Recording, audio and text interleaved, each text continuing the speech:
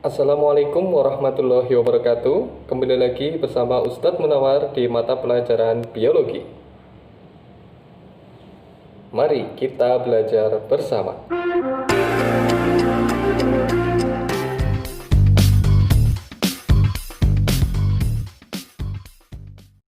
Oke. Assalamualaikum warahmatullahi wabarakatuh. Selamat pagi anak-anak. Kembali lagi bersama Ustadz Munawar ya. Setelah kemarin kita melaksanakan penilaian tengah semester 1 yang mempelajari tentang bab 1 dan 2. Hari ini kita akan lanjutkan ke bab 3, yaitu sistem gerak pada manusia. Ustadz harap kemarin untuk pembelajaran biologi paham ya dari setiap materi yang Ustadz jelaskan, baik melalui Google Meet maupun video seperti ini. Untuk nilai kemarin, Ustadz harap juga kalian puas ya dengan nilai yang kalian dapatkan, sehingga lebih memacu nanti di pembelajaran berikutnya dan berikutnya lagi. Oke, untuk pertemuan pertama di sistem gerak pada manusia, kita akan pelajari dulu rangka pada manusia.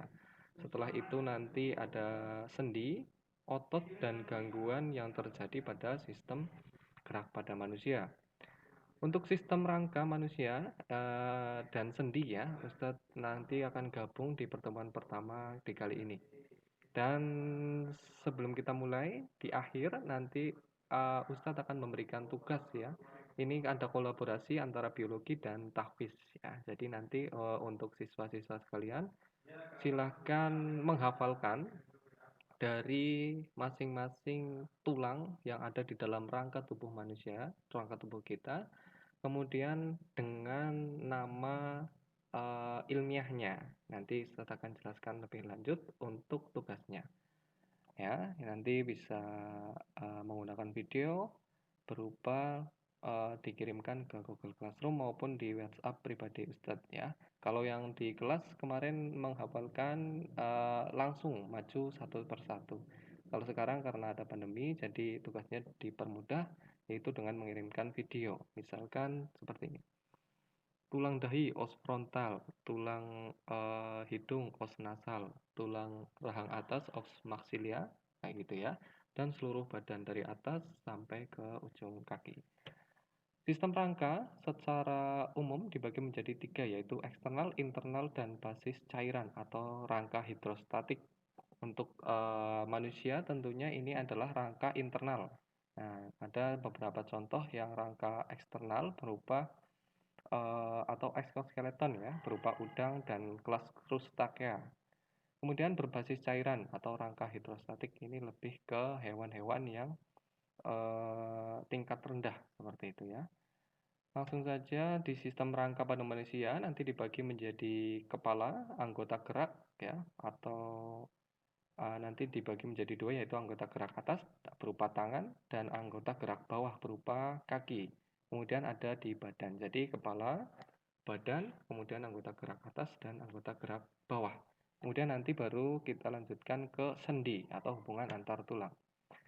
Rangka pada kepala dikenal juga dengan nama tengkorak ya. Ini ada bagian-bagiannya. Jadi tengkorak ini bukan hanya terdiri dari satu tulang, melainkan dari berbagai macam tulang yang dihubungkan oleh sendi.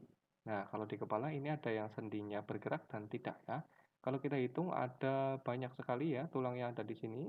Nanti sudah tersedia di LKS juga ataupun buku sumber. Berdasarkan letaknya, rangka kepala dibagi menjadi 2, yaitu rangka tengkorak atau wajah dan rangka tempurung kepala. Nah, ini ya, ini berupa wajah dan tempurung kepala. Tulang dahi, tulang baji, tulang ubun-ubun, tulang pelipis, dan tulang tengkorak itu adalah rangka kepala.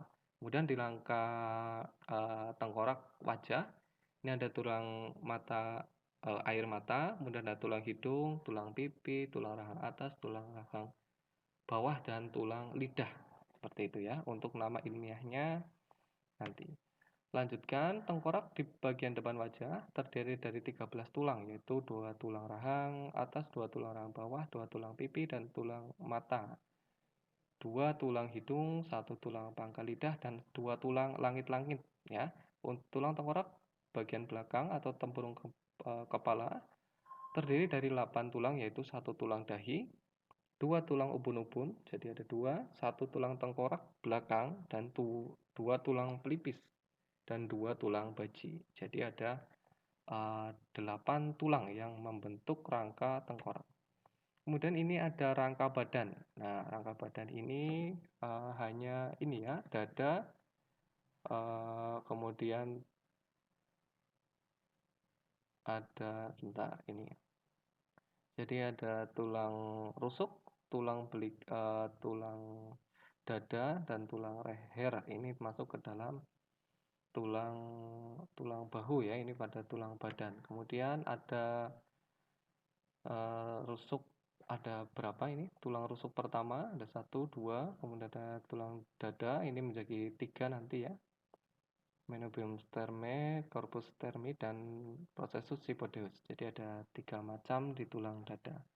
Kemudian anggota gerak ini dibagi menjadi 2, anggota gerak atas dan anggota gerak bawah.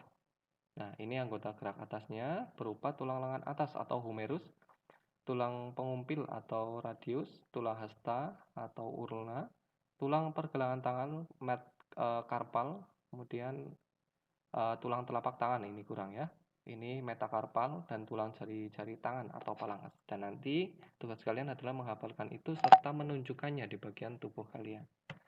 Anggota gerak bawah ini ada tulang paha atau femur ya, kemudian tempurung lutut atau petala, kemudian tulang betis, tulang kering, tulang pergelangan kaki, tulang telapak kaki, dan tulang jari kaki atau phalanges. Untuk jumlahnya ada di sampingnya ini ya. Silahkan di screenshot apabila perlu. Karena saya tidak akan menjelaskan satu persatu, nanti menambah durasi ya.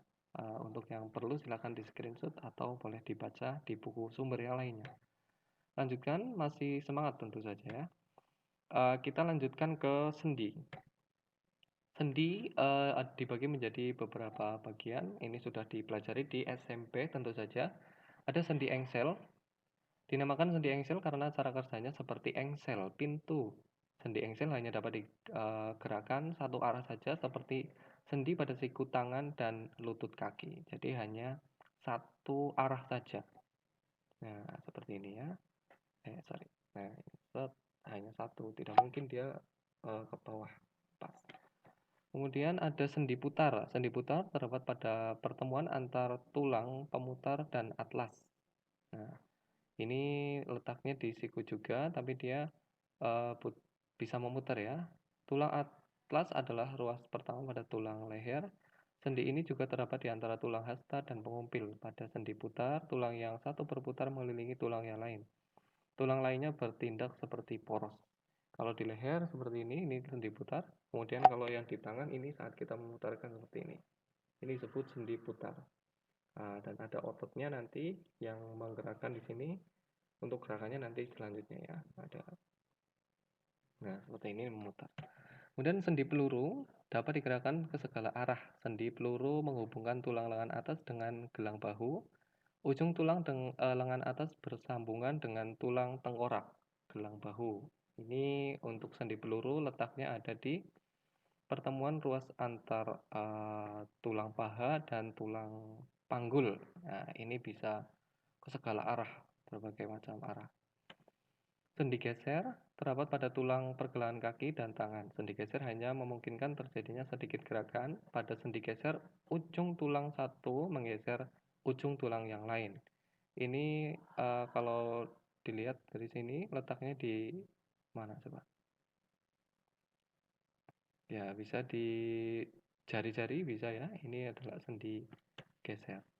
Kemudian sendi pelana memungkinkan gerakan kedua arah seperti yang terjadi pada gerakan ibu jari tangan. Gerakan yang terjadi mirip seperti pelana kuda ketika berlari. Sendi pelana juga terdapat pada tulang pertama pergelangan tangan. Nah, ini sendi pelana. Jadi hanya di ibu jari saja. Kemudian di sini juga bisa pergelangan tangan. Nah, ini seperti pelana kuda ya. Jadi gerakannya sedikit memutar atau 180 derajat. Fungsi sistem rangka ini fungsinya. Jadi rangka manusia berfungsi untuk memberi bentuk tubuh, tempat melekatnya otot, kemudian untuk pergerakan, sistem kekebalan tubuh. Nah, kenapa sebagai sistem kekebalan tubuh? Karena sumsum tulang menghasilkan beberapa sel-sel imunitas. Contohnya adalah limfosit B yang membentuk antibodi. Jadi fungsi tulang atau rangka ini untuk memberi bentuk tubuh ya, selain sebagai alat gerak pasif. Bayangkan kalau kita tidak ada rangkanya, tentu saja akan lemas dan lunglai. Nah, seperti itu karena hanya otot saja. Kemudian memberi bentuk tubuh yang lain seperti di wajah misalkan. Nah, biasanya kalau mancung atau tidaknya seseorang itu diakibatkan oleh bentuk tulang hidung itu sendiri. Kalau yang mancung ya tulang hidungnya atau os nasal itu lebih besar atau lebih panjang dari yang orang yang berhidung pesek. Begitupun juga dengan mata yang lebar dan agak sempit atau pipi yang tirus atau enggaknya gitu ya. Itu bentuknya dari tulang semuanya. Jadi memberi bentuk tubuh. Selain itu juga berfungsi sebagai perlindungan. Nah, tulang itu melindungi, kalau di kepala itu adalah untuk melindungi otak, mata, telinga tengah, dan telinga dalam. Kemudian kalau di bagian belakang melindungi dari sumsum tulang belakang, bagian dada tentu saja dia melindungi paru-paru ya. Ada bagian perut juga masih ada tulangnya, atau tulang rusuk itu melindungi bagian pencernaan. Untuk bagian pergelangan tangan atau kaki juga melindungi organ-organ yang ada di dalam tubuh yang sifatnya lunak, jadi dilindungi oleh tulang. Selanjutnya adalah reproduksi sel darah dan penyimpanan. Bagian penyimpanan ini yang tidak disebutkan di LKS maupun di berbagai sumber ya biasanya. Matriks tulang dapat menyimpan kalsium dan terlibat dalam metabolisme kalsium. Sumsum tulang mempunyai zat besi dalam bentuk ferritin dalam metabolisme zat besi. Jadi sebagai penyimpanan ini tentu kalsium terutama nanti untuk fungsinya sebagai kontraksi otot ya. Harus ada kalsium untuk kontraksi otot. Nah, untuk mekanisme kontraksi otot itu nanti akan dijelaskan di bab subbab setelah ini ya. Tetap semangat. Tulang berdasarkan bentuknya ya. Kalau tadi berdasarkan letaknya ada di kepala, kemudian tulang badan dan anggota gerak atas dan anggota gerak bawah. Nah, berdasarkan bentuknya, tentu saja bentuk tulang pada manusia maupun hewan itu berbeda-beda. Kalau di sini DLKS ya, itu hanya ada 4, tapi Ustaz tambahkan ada 5 di sini. Yang pertama adalah tulang pipih, kedua tulang panjang, ketiga tulang pendek, yang keempat adalah tulang tidak beraturan, dan yang kelima adalah tulang sesamoid. Ini yang tidak ada di LKS yaitu tulang sesamoid. Tulang pipa. Nah, tentu saja bentuknya seperti pipa. Biasanya ini agak panjang dan dalamnya berongga ya. Fungsi utama tulang pipa adalah sebagai pengukit dan penyokong serta untuk gerak. Nah, ini kalau diamati bentuk tulang pipa ini di mana? Ya. Sudah ketemu jawabannya? Ya. Tentu saja di paha itu termasuk tulang pipa, kemudian di lengan atas ini tulang pipa, lengan bawah humerus dan radiusnya ini humerus dan ulna, sorry ya. Humerus dan ulnanya ini juga tulang pipa. Kemudian ada tulang pipih. Nah, tulang pipih ini atau tipis ya, bentuknya tipis dan fungsi utamanya adalah sebagai pelindung organ-organ penting. Tulang pipih ini biasa ditemukan pada tempurung kepala ya ini, atau tulang tengkorak itu semuanya pipih. Atau juga tulang rusuk itu juga termasuk tulang pipih ya. Kemudian ada tulang pendek, bentuknya relatif pendek daripada tulang-tulang yang lain. Ini di persendian lutut dan mata kaki. Untuk fungsinya yaitu sebagai penyerap jika terjadi suatu tekanan. Nah, karena di jari-jari tangan ini ataupun jari-jari kaki itu pendek-pendek, fungsinya adalah untuk meredam goncangan ya. Kalau kita berjalan ataupun berlari itu biasanya kalau lari ya, itu biasanya harus menumpu pada ujung kaki ya, pada jari-jarinya karena itu untuk meredam goncangan. Beda dengan kita saat berlari kok tumpuannya menggunakan kaki belakang ya. Itu tentu saja akan terasa sekali goncangannya. Itu fungsi dari tulang pendek biasanya seperti itu. Kemudian ada tulang seismoid atau diambil dari bahasa Inggris ya ini. Seperti biji wijen adalah tulang kecil yang dianggap memiliki bentuk seperti biji wijen. Ini lebih kecil lagi daripada tulang pendek ya atau tulang kecil. Fungsi tulang seismoid adalah untuk mengurangi pergeseran tendon atau perubahan jalur tendon. Kemudian tulang tak beraturan, ini dinamakan tidak beraturan karena ya memang bentuknya tidak beraturan ya, susah dijelaskan. Dia tidak termasuk tulang pipih, dia tidak termasuk tulang pipa, dia tidak termasuk tulang pendek tadi, maupun seismoid. Jadi dia memang tidak beraturan. Tulang ini tidak berpasangan dan tepat pada bidang sumbu tubuh ya, terdapat pada ruas tulang belakang. Nah, ini bentuknya seperti ini, tidak beraturan sama sekali. Nah, ini tidak pendek, tidak panjang gitu ya. Nah, fungsinya adalah untuk penyokong dan tempat perlekatan otot. Selain itu juga untuk tempatnya sel saraf utama ya, karena pada manusia itu saraf utamanya selain dari otak itu menuju ke sumsum tulang belakang seperti itu. Seperti itu, selesai untuk pelajaran pertama di sumsum tulang ya. Kenapa kita pelajari dari tulang atau anggota gerak? Memang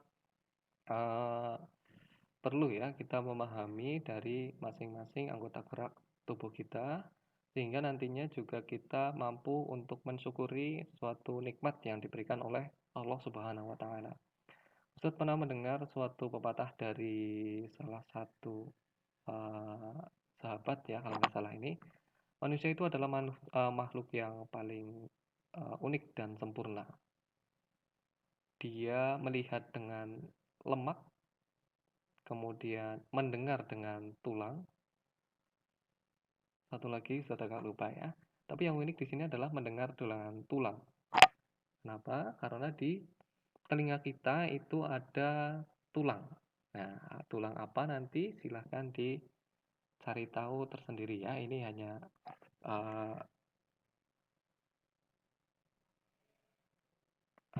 hanya untuk menambah semangat kalian dalam belajar. Kenapa manusia kok mendengarnya dengan tulang ya? Apakah telinga itu di dalamnya ada tulang-tulang? Nah, seperti itu di pembelajaran pertama. Oh ya, untuk tugasnya sekalian di sini ya. Untuk tugasnya selain LKPD, nanti Ustadz akan berikan tugas tambahan berupa hafalan ya dari masing-masing siswa. Jadi satu siswa membuat satu video berupa